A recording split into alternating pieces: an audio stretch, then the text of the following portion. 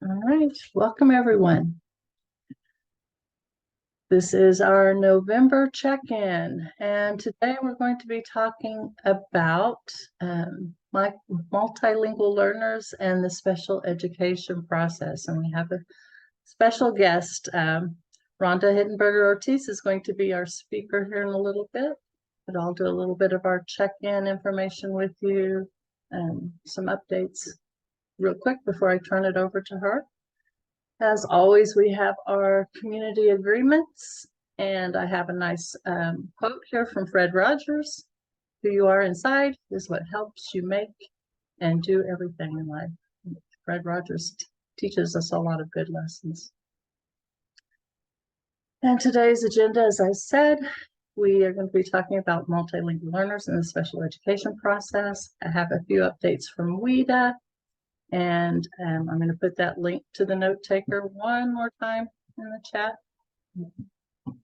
before we get started. There we go. So just, we're going to talk pretty much about or touch on all of our commitments to English learners from our blueprint today. So I didn't highlight any because we're kind of talking about all of them to some degree.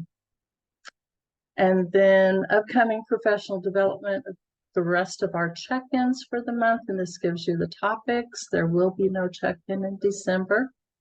You can find links to all of the offerings from DESE on our curriculum calendar, and I've linked that there at the top. And then if you need it, there's the link to our ELD webpage with all the other information you might be looking for, including the link to our hub for these meetings. And then from WIDA, some updates that they have sent out recently. There's a new flyer that describes what is WIDA's alternate access. You can find that on this link through the family engagement page. There are also some assessment webinars that are going to be occurring in the next month, the month of December, on the 5th, 7th, 12th, and 14th. And you sign up for or locate those on the webinar page on the WIDA website on the secure portal. And then WIDA is also looking for input from K-3 educators or leaders to better understand how you can support pre-kindergarten through third grade transitions for multilingual learners. So they're looking for some information, I think predominantly for pre-kindergarten, but they need your input and some help with their, how they proceed with that. And they need that until you can fill out the survey until December 15th. And the link again is there on this page. It's also in the note taker. And then there's also a call for proposals for the 2024 WIDA Annual Conference. It's going to take place October 15th through 18th in Pittsburgh, Pennsylvania. So they're looking for proposals. They're also looking for people to help read the proposals. So there's a link here on reviewing the conference proposals. So if you're interested in reading through the proposals and helping to pick those, and they're looking for participants for that as well. And then they need some more people to help with the kindergarten access pilot test in 2024. And if you're interested in that, there's also a link to that flyer here as well. And then we're getting ready for the testing season. So they have a publication called Everything You've Ever Wanted to Know About Access EL for ELs 23-24. So you can go in and get a refresher on giving the access assessment. And then they have updated the content in the facilitator toolkits. And you can find those through the link that you see, the training facilitator toolkit. And then I just want to remind you that we still have available all of those self-paced WIDA e-learning modules. They're available till the end of August, and then we start with new ones in September. They've added 2 new selections, exploring the WIDA pre-K3 essential actions, and one on newcomers and strengthening practice for working with them. So those are available to you. And then, as always, I want to remind you that we do have our male specialist in each of the regions that are there to help you if you have any questions on any of these. And with that, I'm going to turn it over to Rhonda. So Rhonda, I'm going to quit sharing my screen and allow you to share yours.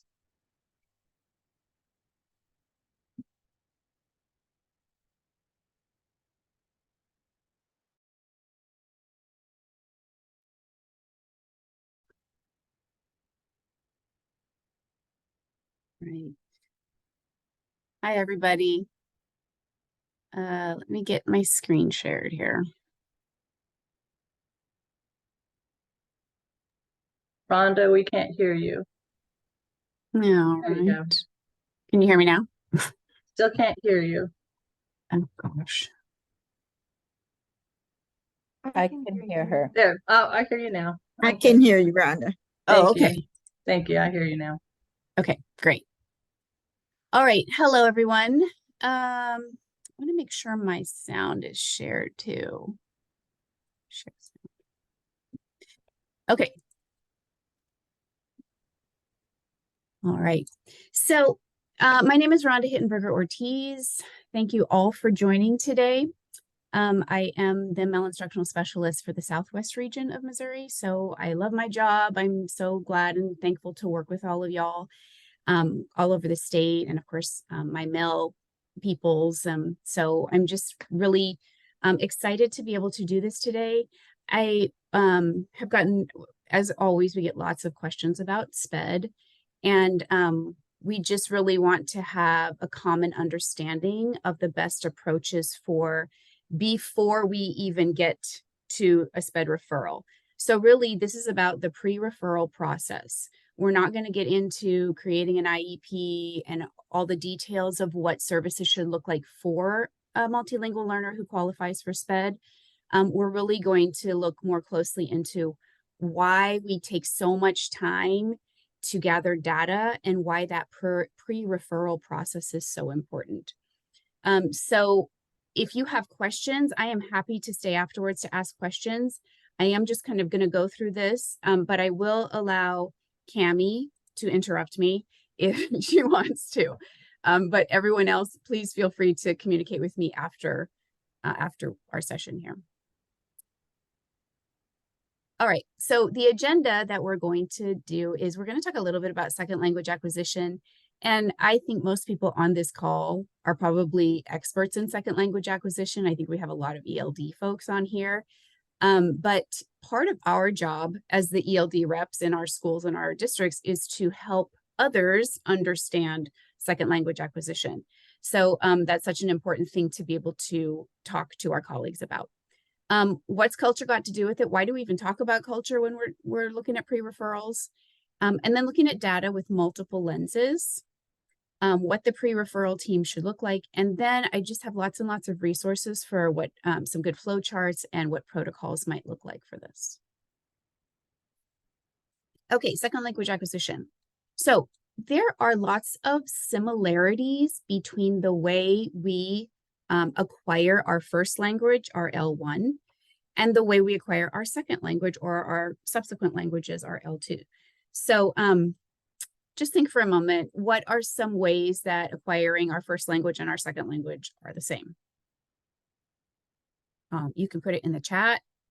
You can call out. You can just talk.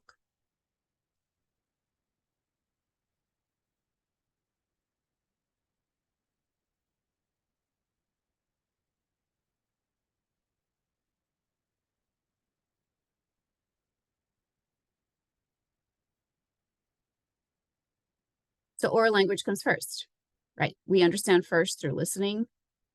Yes. We have stages, right? We have that absorption time or kind of that silent period that really starts in the womb. And we're gathering and listening and deciphering and hearing sounds and making patterns in our heads. Yeah. Repetition. Yes. Okay, great. Thank you. So Our L1 acquisition, we go through that silent period also, then we learn words and sounds, and then we put words together and sounds together, and then we go from there. So they're definitely steps. We don't just come out speaking in paragraphs. Same thing for L2 acquisition. There are stages, and for some, it takes different periods of time to get through the stages, depending on a lot of variables, right? And then what are some differences between L2 and L1 acquisition? You can kind of tell by these pictures that mom is loving the sounds her baby's making. It's a calm environment. It's natural, mother and child. If the baby makes a mistake, we think it's so hilarious, and we write it on Facebook and we take a picture of it and we video. But in second language acquisition, especially if you're older, it's stressful, right? And it's not natural. It's not an organic setting a lot of times. So our students are embarrassed if they make mistakes, or there are really some misunderstandings that happen sometimes. So keeping in mind that our brains function the same way as we're acquiring language, but the environment in which we attain language is so different for L1 and L2. So having a lot of patience and grace and time for our English learners. That's something we need to remind ourselves and our colleagues of. So here is just a kind of an infographic of the stages of second language acquisition that I like because it has lots of details. So that silent period, the first stage, is primarily listening and trying to absorb. So students maybe have about 500 English words in their vocabulary at that time. Students may repeat a lot of words, try to get the sounds right. Think about when you were learning a second language. I used to listen to Mark Anthony and Gloria Estefan, some of my favorite music, and just repeat it to try to get my words to sound like their words. And this can last anywhere from a week or a couple of days to months, depending on a lot of different factors. In early production, students speak in 1 or 2 word responses. They have about 1,000 word vocabulary, and that can last for several months. Speech emergence, students are catching on and may experiment and try to say more phrases, like, can I go to the nurse? So usually that's within the first year. Intermediate fluency, students will be able to form full sentences and engage in conversations, but with noticeable grammar errors. And that can last anywhere from a year to several years. We hope students don't get stuck there. And then advanced fluency is when students will feel comfortable in English, as comfortable as their native language. So there may be some accent differences, but there's a lot of comprehensibility, a lot of vocabulary. So this is based on Judy Haynes' work from everythingesl.net. Okay, so I wanted to show how our WIDA language levels correlate to the 5 stages of language learning acquisition. So we would hope that those correlate, right? So it's not a 1-for-1, but it does help us to understand second language acquisition is the process that our students are going through as they are moving through the WIDA language levels. So this is normal as the ELD team, we get it. We know you can hang out a little bit here in one domain where you might be different in another domain. And it's not an even, smooth trajectory upward, right? There's some forward and some backwards, and there's some uneven growth. That's normal and natural, just like when you attain your first language, right? My son got his M's and R's reversed for way too long. And so I can't even say the word remote without thinking of marote, because he always said he wanted the marote. So even in our first language, it's a lot of times uneven. And that's something that we are comfortable with in the ELD world and need to keep in mind as we are observing behaviors and observing cognitive development in our students. Okay, so we keep second language acquisition in mind and those stages that students are marching through. But those those ELD people are always saying, but think about the culture, think about the culture. Why do we even think about the culture? What difference does it make? Why is it so important for us to consider a student's cultural background when we're looking at cognitive development? Doesn't everybody just develop the same way? So that's a great question. I have this wonderful quote from Catherine Collier, and she's highly respected in the RTI language development versus language difference field. And I love what she says here. Cultural identity and cognitive development occur concurrently and are enmeshed with one another. Both describe perceptions and the manner in which we develop awareness of and interpret our environment. Any effort to assess or provide intervention with cognitive development must be done within the cultural context. We swim around in this soup of our own culture, and it impacts everything about us. Not only does it impact our outward appearance and what we wear or the songs we sing, it impacts our brain and the way that we learn and process things. So to separate cognitive development from culture is really impossible. And even if a student doesn't recognize it because it's so enmeshed, we need to see a student's cognitive development with the lens of cultural identity, and especially as it relates to bringing a different cultural identity to a US school and how that impacts cognitive development in that setting. So here's how Catherine Collier defines these two processes. So cultural, she says, is the concept of things that particular people use as models of perceiving, relating, and interpreting their environment. So it's a concept, it's a model of the world and interactions. But cognition is the process in which individuals perceive, relate to, and interpret their environment. So cognition has to do with the internal processes of how we're seeing through that cultural lens and learning things, whereas the culture is kind of that bigger umbrella. So I think a simple way to say this is we don't see the world as it is. We see the world as we are. Prince Harry, he knows what he's talking about. So we can't help but interpret behavior, observations through our own lens, because that is how we think is normal and correct. So when we're thinking about students and the cultures that they come from, we have to try to put on this lens that's a little unfamiliar to us, but it's our responsibility to understand and to see the world and what we're trying to teach students maybe through their eyes. Okay, so I just have this little video that I think hits home, and it's from a movie about an American company that sells novelty items, and they move their whole manufacturing process to India. And these are Indian employees who are going through kind of a training session with an American manager. And they have some questions about the products that are being sold in this company. Please tell me if you can't hear it. Okay, what else? Yes, man meat. I do not understand item H403. H403. Yeah, a lot of Americans wear these to sporting events. But why, sir? It's hard to explain. We just do. Yes. I don't understand the purpose of A221. A221. That's a burger brand. Americans eat a lot of beef, and some people like to burn their initials into their food with a red-hot iron before they eat it. Why? It's like a cattle brand.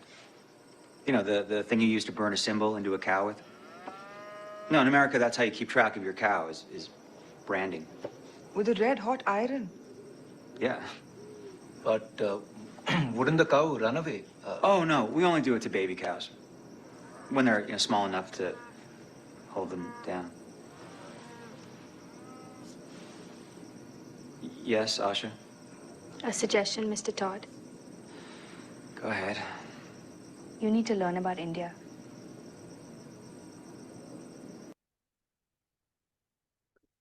So I love this. What did he forget to consider when he was explaining that product? Just say it if you can think of it. I am from India, so I can really relate with it. The cow is holy for us, and you're branding a calf. Exactly. Yes, he did not consider his audience. This is extremely offensive and like scary and freaky to a certain audience. And he didn't even think about it. So that's just an illustration of how the culture can so impact how we view what's being taught to us, right? He's like, yes, this is normal. They're like, this is not normal. So keep that in mind. And I think that's a great illustration to keep in mind when you have a team around you who's like, why do we always have to think about culture? What's the big deal? So that's a good illustration of it. Okay, what else? Next. Okay, now I know a lot of you are familiar with the iceberg concept of culture, how there is culture that we see, kind of that surface culture, and then there's deeper culture that takes some time to learn about, and that kind of comes out as we're rubbing shoulders or bumping up against people who have different cultural views than we do. So when we're thinking about observing students, taking data on their behaviors or their cognitive development, let's think about looking at behaviors through a cultural lens. So are there things about a student's culture that may impact what we're observing in the classroom? Well, we know that's true, right? We know that even classroom behavior can be impacted by the norms of culture. So I'm just going to point out a couple of things in this deeper culture that may have an impact on what we're observing, what behaviors we observe. So a student's personal space, rules of conduct, facial expressions, nonverbal communication, body language, could any of those things be misinterpreted by a teacher as being deficient or delayed in some way? So I know that I have heard so frequently, this student must have ADHD because they keep touching other students in the class. Or he feels like he can come up and hug or put his arm around someone else in the class, and it scares my other students. Has anyone ever heard anything like that? So there are some norms of especially body language or nonverbal communication or touching that are not common in a classroom where we tell students, keep your hands to yourself, put your hands behind your back, things like that. And I'm not saying that those students should walk around touching every other student in the classroom, but they may need to be explicitly taught. If you want to touch so-and-so or hold so-and-so's hand, you can ask her first. So those are some things that may be misinterpreted if they're observed in a classroom, but that could be attributed to a student's culture. Okay, another one is tone of voice, attitude towards elders. So let's talk about attitude towards elders. So in our culture, like our students call their teachers by their first name. First of all, we expect students to use our names, our last names, right? But in other cultures, calling the teacher teacher is very respectful. There's no need to learn the last name. The teacher's name is teacher. That's their role. So that may be something that's a miscommunication. Not speaking up, not volunteering information can often be a sign of respect versus the hand raiser, the hand raiser, the hand raiser. So there are some things, again, that just can be misinterpreted that can have cultural explanations.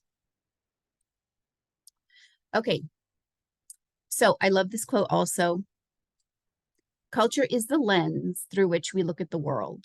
It is the context within which we operate and make sense of the world. Culture influences how we process learning, how we solve problems, and how we teach. So if we had more time, I would really do a little bit of exploring, like what does my teaching style say about my values, right? I may value students being quiet. I may value students looking me in the eye. I may value students being on time. But what do my students' learning styles say about their values? My students may always want to work in groups, or they always may want to check their answers with somebody else first. That may tell me something about their culture. So as hard as it is, and as hard as it is sometimes to put on lenses that don't feel natural to us, we have to do that as we're observing student behaviors. Okay, so we're gathering data, we're observing students, we're writing things down, we're keeping track of grades and scores and things that we see in the classroom. So the challenge is to not just interpret any kind of data that we see through one lens that we always think about, which is, well, is he just like every other kid? Because if he is, then he's good. We're looking at differences and we're trying to understand why. Why is this behavior / score / grade / development different? Okay, so here is something to consider. Data gathered from formal and informal sources must substantiate that exclusionary factors such as inappropriate instruction, acculturation, second language acquisition, socioeconomic and experiential background are not the primary source of the performance deficit in question. That is a mouthful from the Oregon Department of Education. So we're gathering data, but we also want to consider, based on what we've gathered, whether there are factors that could be impacted by inappropriate instruction. Like, what if it's simply that teacher is putting the student in the corner on a computer, and so he's not doing well on a standardized test? Or what if his acculturation says that he is in Ramadan and he hasn't eaten all day, and the teacher's frustrated that he falls asleep in class in the afternoon, and she thinks that he doesn't care. So there are ways that we have to look at data that we've gathered through these multiple lenses of instruction, of acculturation, of second language acquisition, and socioeconomic and experiential background. Okay, DESE has this wonderful document that allows us to consider observable behavior through these two different lenses of a possible EL explanation and a possible disability explanation. So I have a link here that you can explore on your own because it's really an interesting document. We're going to look at just a couple of these right now. So let's say the observable behavior is that the student's very literal. He tends to miss inferences, subtleties, nuances, innuendos. Like, you're like, I didn't say it explicitly, but I thought he would figure it out, right? The teacher's like, how does he just not get it? Because I was kind of cluing him in. Well, a possible EL explanation would be he has yet to acquire enough of the second language to express or represent abstract concepts. Abstract concepts are difficult for students for a long time. But you throw in a second language, and some of our cute sayings or idioms are so confusing for a student who is really hanging on to every word and trying to understand every word. So then you throw, phrases out there like, oh, the cat's out of the bag, or it's raining cats and dogs, or, oh, y'all are like a barrel of monkeys. And students are just, they're spinning. They're like, what is she talking about? So we have to consider, again, our language. Are we using language that's confusing or language that is clear? And of course, there is a possible disability explanation, but it would take a while to figure out if it were a disability versus an L2 development. Okay. And then the second one I chose out of here was that the student cannot categorize, classify, or summarize. So if you're doing a Venn diagram or a T-chart or something where students are having to compare events or compare actual items or things, maybe the student is just not seeming to get them in the right category. So a possible EL explanation would be that they may not understand the topic of study because of limited English proficiency. Think about a student from that video that we talked about. How is a student going to categorize even the word cow differently, maybe, if they're from India, from Hindu background, compared to a farmer from middle of Missouri? Like even the word cow has completely different connotations. So it may be just that cultural, that experiential background is so different that they don't categorize things the same way. And then maybe they don't understand the directions in English and need the task to be modeled. So that's just a basic scaffold is modeling, but that's a whole other presentation. So again, you can explore this document more. I wanted to show this one. This is another one that's also on the DESE website, and it is subject oriented. So in this one for mathematics, so the learning behavior manifested is that the student manifests difficulty learning math facts and math operations. So math can be so tricky, right? We think, you know, if they've had any education in their home country, then they should know math because math is math. But math is going so much more oral, and there's so much more effort now in a math classroom to be able to discuss math and talk about your reasoning and talk about your thinking. Well, that's going to be really tricky, even if a student is good in math or strong in math, to be able to explain in English the process that they went through to get the answer. So it could very well be that the student lacks the English language vocabulary to explain what they did.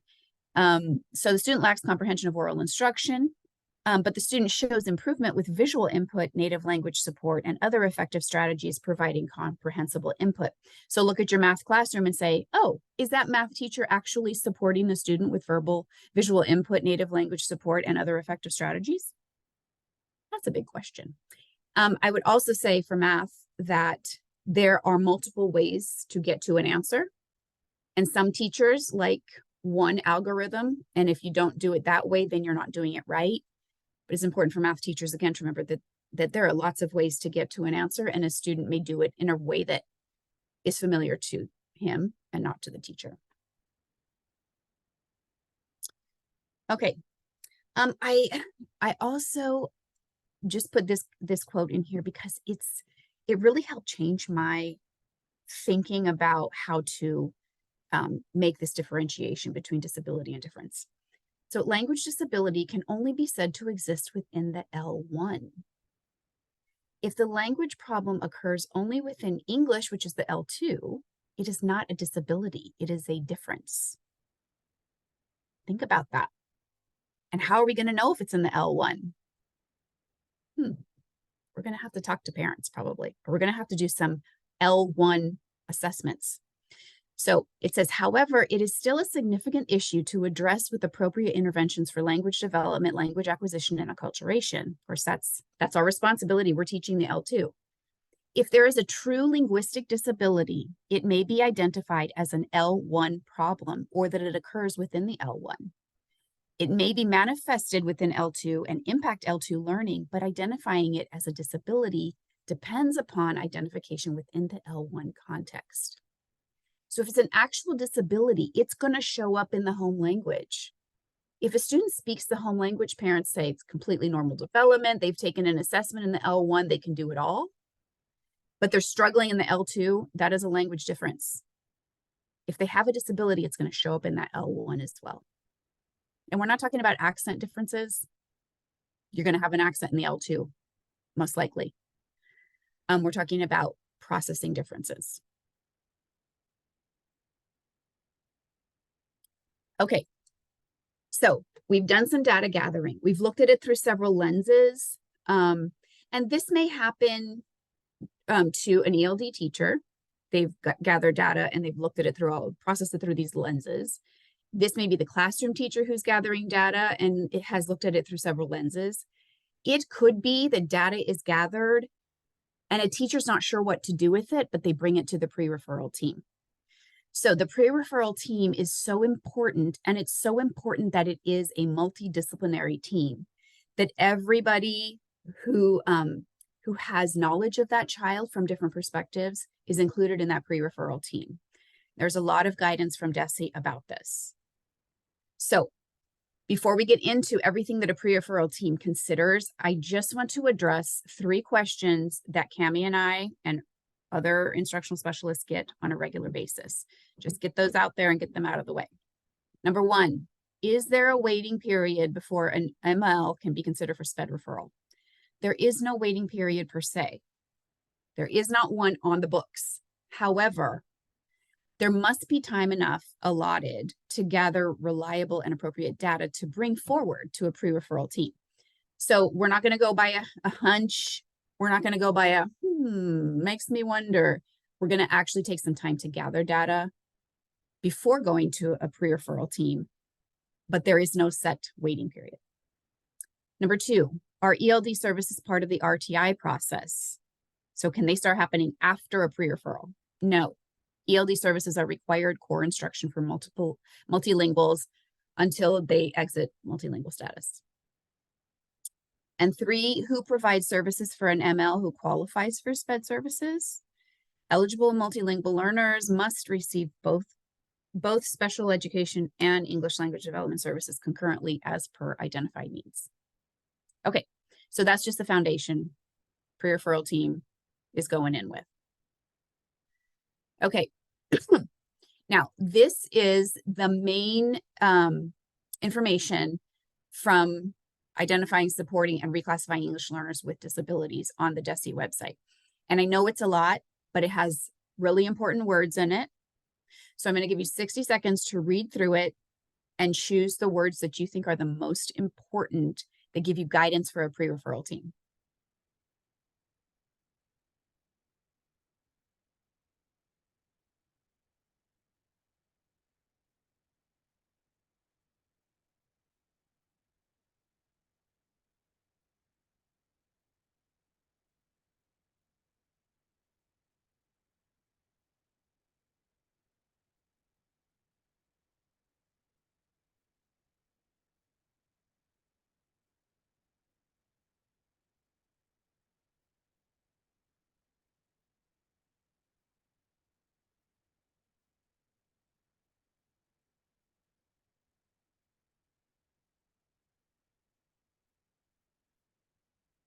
All right, I hope you've had time to read through it, even if you had to skim through it. This one screen gives so much good information. And then a school or a district needs to branch off of that and say, this is what our pre-referral team is going to look like. So I chose some key phrases that describe a great pre-referral team. Okay, I started with, this team gives a multi-dimensional perspective to the student, to the learner, right? It's not just ELD heavy. It's not just classroom teacher heavy or counselor heavy. It's going to include the people who have a perspective on this child. A descriptor words of this team are cohesive and well-functioning. Yes. So well-functioning means we don't sit around and waste time griping about the child or the child's parents or the child's classroom teacher during our pre-referral team. It's well-functioning. It has a protocol in place. It has a time frame in place. They know what to do. Y'all are in this together, and we're cohesive. In other words, we're all on the same team. We don't have the SPED team and the ELD team fighting against each other. So it's a cohesive, well-functioning team.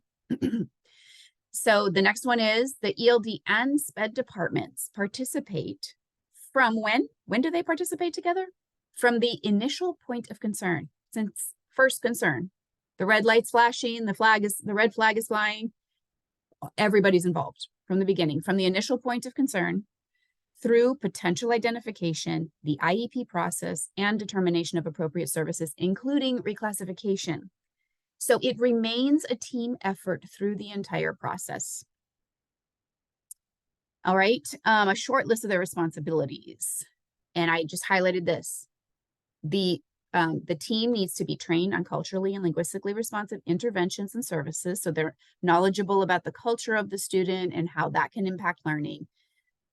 This team requests interpreters and translators for parents and legal guardians.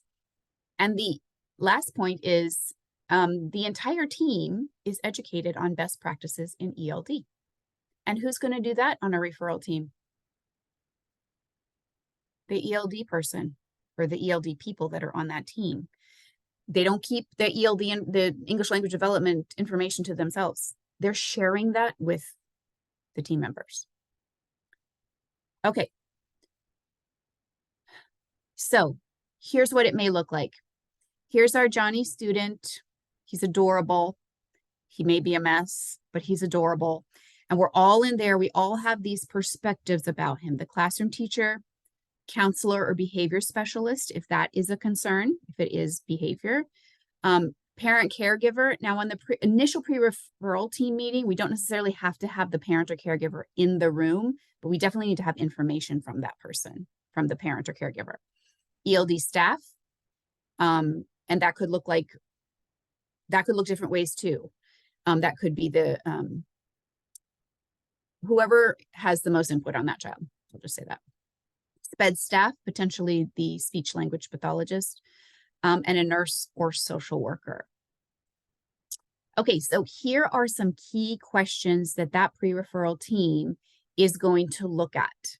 And again, you are going to create a protocol, but these are questions that need to be included. And we'll talk more about protocols in a few minutes. So you're coming together with data. Everybody needs to have data. I did have somebody ask me, why does the ELD teacher need to keep data? We've never had to do that before. Well, data shows that you have been observing that child as well. And if you have concerns, then you're bringing those concerns. And if you don't have concerns, that's important information too. That according to your knowledge of second language acquisition, you don't really see any concerns, even if somebody else has concerns. So, data, you're going to say who's collecting what. Like, let's not reinvent the wheel. Let's not overlap too much. Who's collecting what and what amount of time is needed. So the best way to do this is to have a protocol in place so that you are literally going down the list and using your time wisely. The parent caregiver information needs to be, what do parents say about the L1 development? Are parents saying that this student is developing differently from his siblings? And are there any concerns, any behavioral concerns, any educational concerns that the parents have expressed?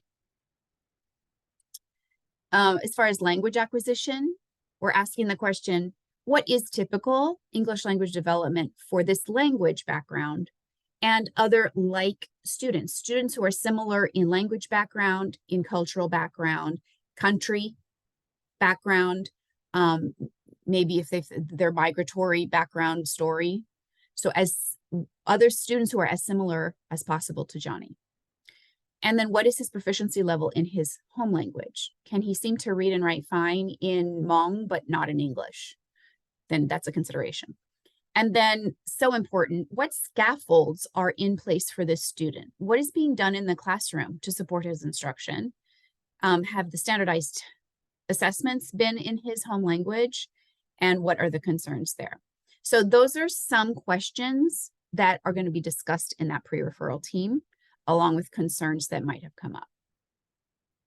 And there's the link for a Coloring Colorado article that addresses a lot of those questions. That's really good. Okay, something else that the pre-referral team is responsible for is parent and caregiver communication, their rights, the parent and caregiver rights. So just like we would include any other parent or caregiver in SPED considerations, we're going to do that for our multilingual learner parents as well. The main complication is just that it has to be in a language they can understand. And we can do that now with Parent Square and with generative AI. We can certainly provide documentation in the parent's language. So Documents throughout the process from beginning to end need to be in a language that the parents can understand. And parents must be invited to attend IEP meetings with an interpreter present as needed. So when an invitation is sent out to parents for an IEP meeting or any kind of meeting about their students, they need to be notified. An interpreter will be present. If they don't know that, they might not come, right? So we're going to tell them we will provide an interpreter for you. They can also say no at that point. That's their option, their right too, but they need to know that we will provide that for them. And then here are just some suggestions for language resources. Ideally, you have a person who can do it in person, but there are lots of other ways to do that too. Okay, so as far as the practicalities and the protocols, there is not necessarily a protocol out there that we're like, this is the one for Missouri, make it, do it. And again, working with multilingual learners and SPED is just so individualistic, and we have to consider so many individual factors for students that making a general one is a little tricky, but there are some good ones to look at to make really useful for your setting. So I wanted to point this out again. So this is a resource from DESE. So on the ELD page, this is a pre-referral flow chart. This is something that needs to be shared with the SPED department and that the pre-referral team can work through. So this is not new. I think this is a pretty common flow chart and way that things go for a pre-referral team. But I do have a star on one of the first steps that I think sometimes gets skipped or overlooked. So we start at the top and we say, is the student having difficulty in a school setting? Yes. Second question, does the student have untreated health issues? This is such an important question because the United States norm is my students are, medically tested or nurse tested all the time, right? We have initial vision screening, initial hearing screening, and then every year we have a screening, and then we have flu shots available, and we have all this information about health every single year of a kid's life in school. That's not common practice across the world. So there is just some basic health questions that may explain a lot of things.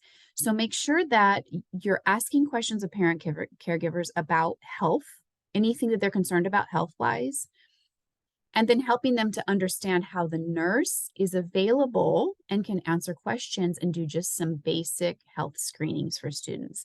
I think that step is really, really important.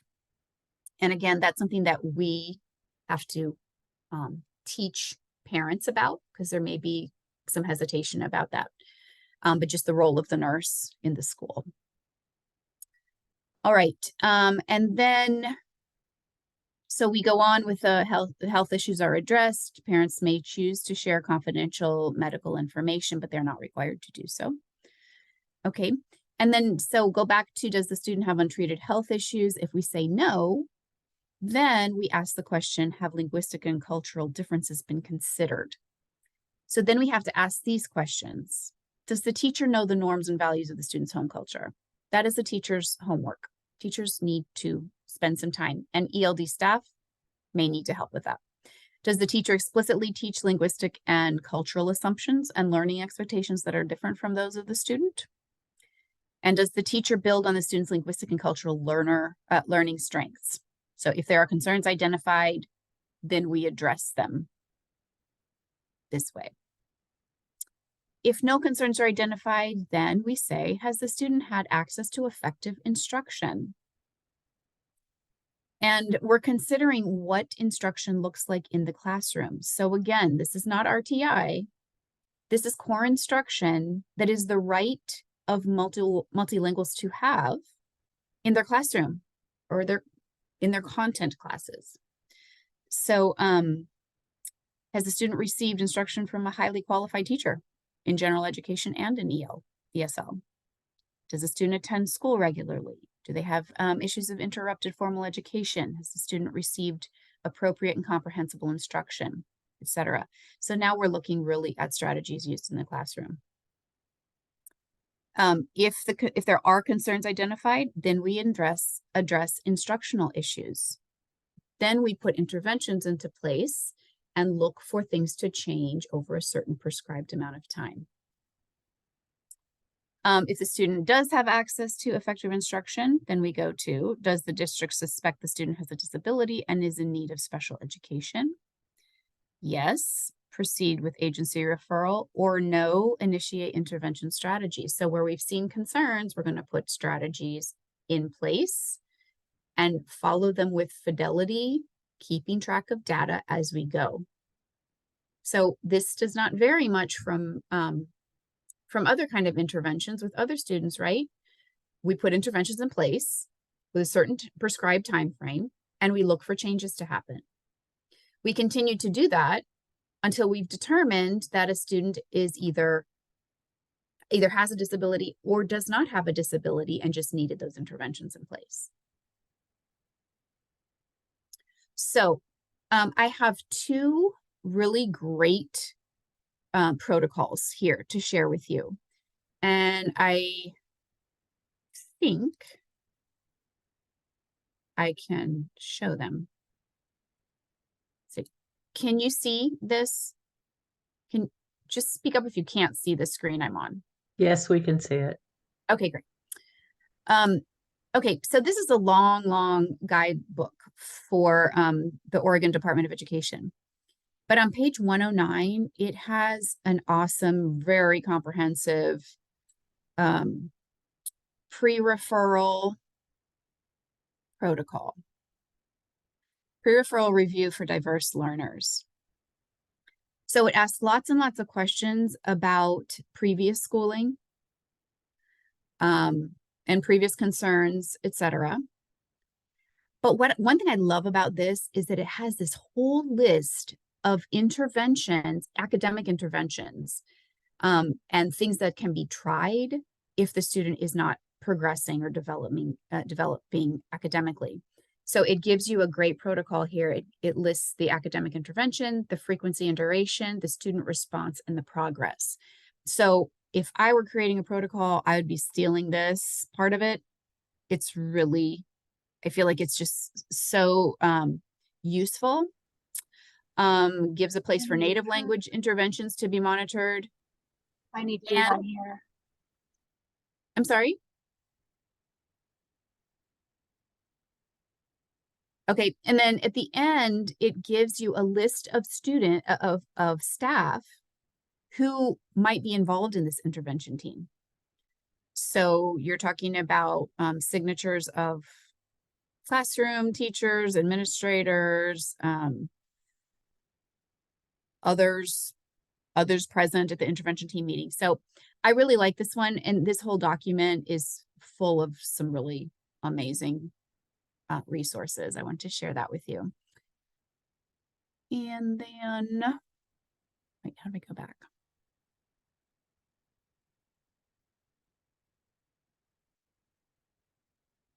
I'm getting there. Okay. Questions to consider during a pre-referral. So this is from the Minnesota Department of Education, and it lists 10 questions to think about as you are doing the pre-referral in the pre-referral team.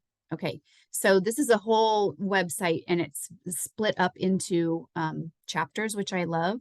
Chapter 6 is the pre-referral process. And it lists these 10 questions.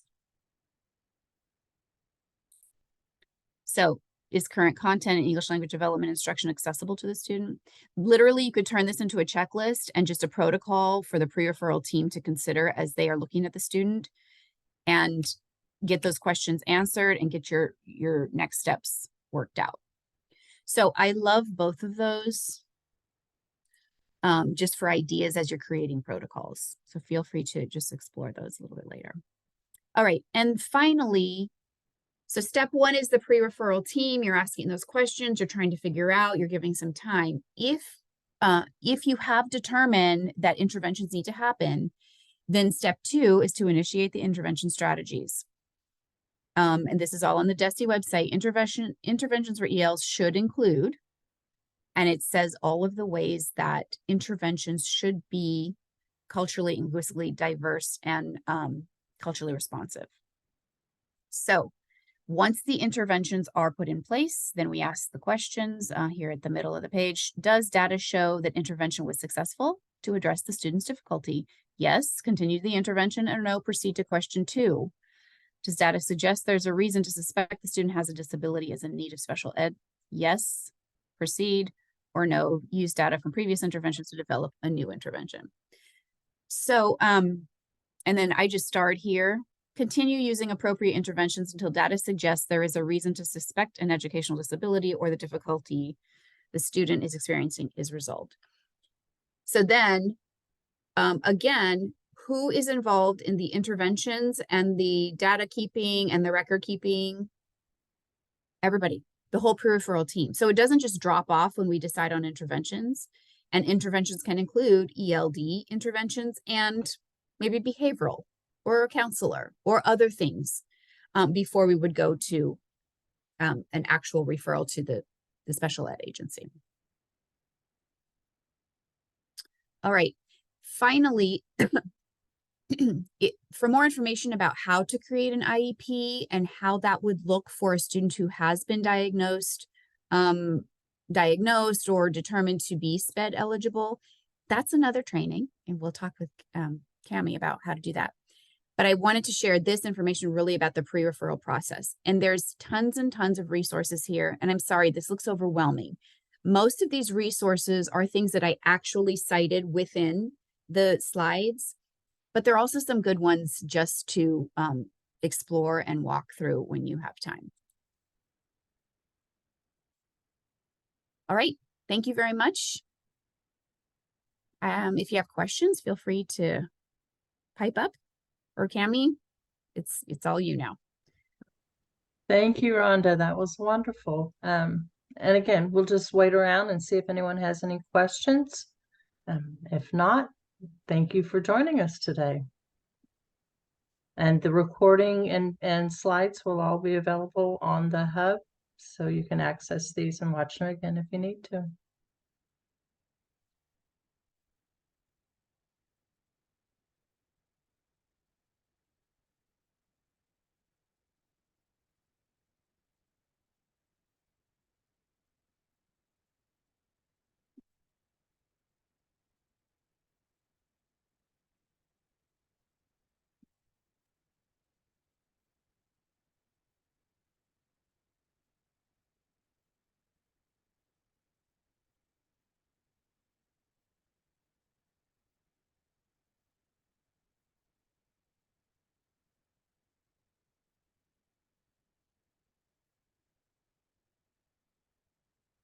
Just a reminder, you can also put questions in the note taker. I do look at those at the end of the day.